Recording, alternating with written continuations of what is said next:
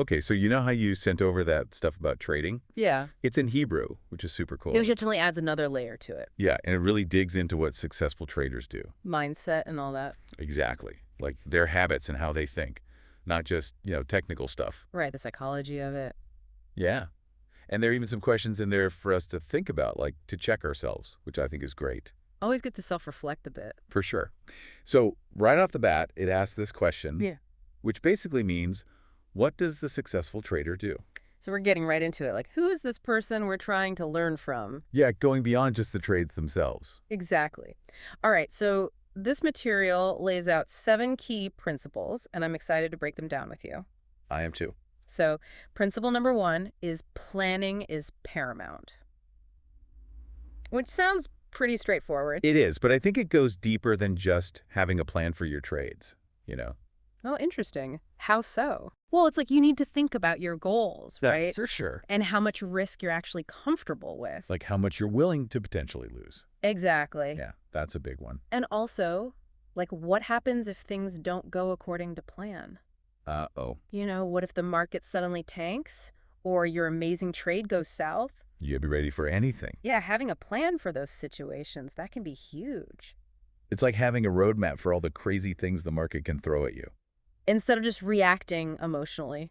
Yeah, you've already thought it through. Right. Makes total sense. Yeah. Okay, principle number 2 is know thyself, which I think is super interesting. Oh, absolutely. But how do you actually do that as a trader? It's all about being self-aware, Easier said than done sometimes. True. But think about it like this. Some people, they love fast-paced decisions. High risk, high reward. Exactly.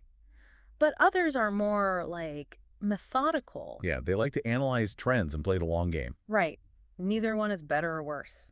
It's just about knowing what works for you. Exactly. Like, I know I tend to get impatient. Oh, yeah. Yeah, I want to see results fast, which I'm realizing might not be the best for every trade.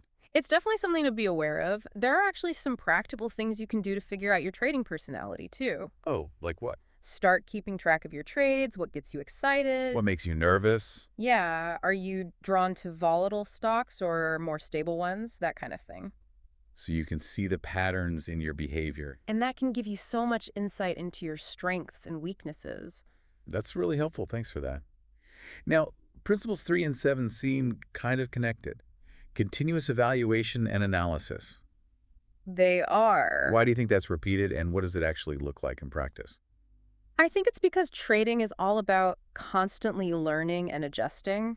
It's not like you just set it and forget it. Definitely not. You always need to be looking back at how you did. Analyzing wins and losses. Yep, and then tweaking your strategies. It's like the scientific method, but for trading, Right. you have your hypothesis, which Yeah. is your trading plan. Then you test it out in the market, see how it goes. And then analyze the results and adjust your approach. Exactly. And you just keep doing that over and over. The market's always changing. Gotta be flexible. Totally. Okay, principle number 4 is strategic breaks.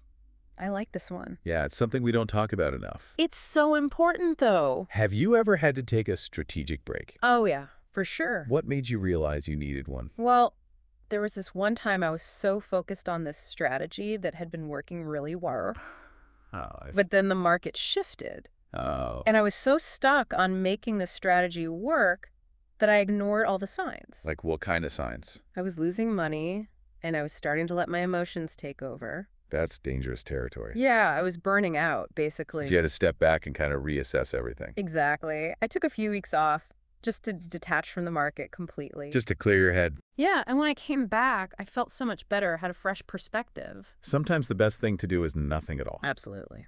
Okay, let's move on to principle number 5. Managing money and emotions. This one's really about understanding the psychology behind trading. Yeah, how are those two things connected? Well, we like to think we make decisions based on logic and data. But our emotions always play a role. Exactly. Like fear can make us miss out on good opportunities. And greed can make us take unnecessary risks. Right. The key is to recognize those emotions. And have strategies for managing them. Along with managing your money, of course. Do you have an example of what that looks like in real life? Sure. Let's say you're on a winning streak. Feeling good. You're excited, you feel invincible, right? Dangerous.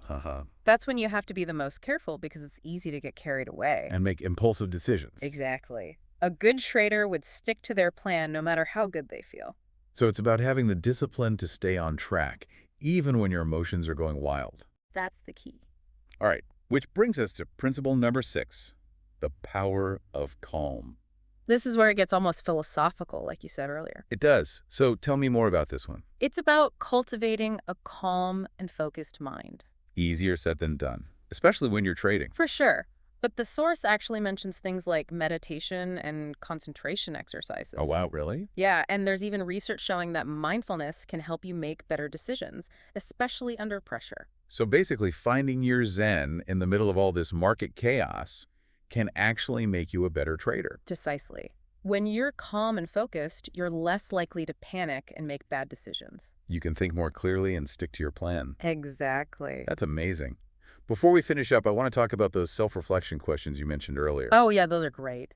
because they really force you to put all these principles into action. They make you think about your own habits and beliefs, like, Do I actually have a trading plan? or what kind of trader am I, really? They make you go beyond just the theory and look at what you actually do. It's like holding up a mirror to your trading self. Love that.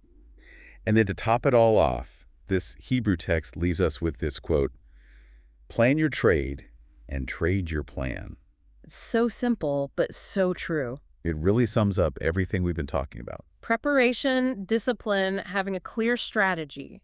It's all there. It is. So we've covered a lot today, these 7 principles from this really cool Hebrew text. And it's clear that there's so much more to successful trading than just the technical stuff. It's about knowing yourself, managing your emotions, always learning and adapting, It's a whole approach that sees the trader as a human being. with all their strengths and weaknesses. Exactly. Now, here's something I was thinking about. Okay. This text is all about trading, but these principles seem like they could apply to so many other areas of life, too. Oh, for sure. Like anything where you have to make decisions under pressure. Negotiating a business deal, leading a team through a tough project, Even making a big life decision. all of those. Because it's all about being intentional, knowing yourself, and staying calm and focused under pressure. Absolutely. So as you're navigating the markets, or even just life in general, remember what we talked about today? Yeah. Plan your moves, manage your mind, and find your zen. Good advice.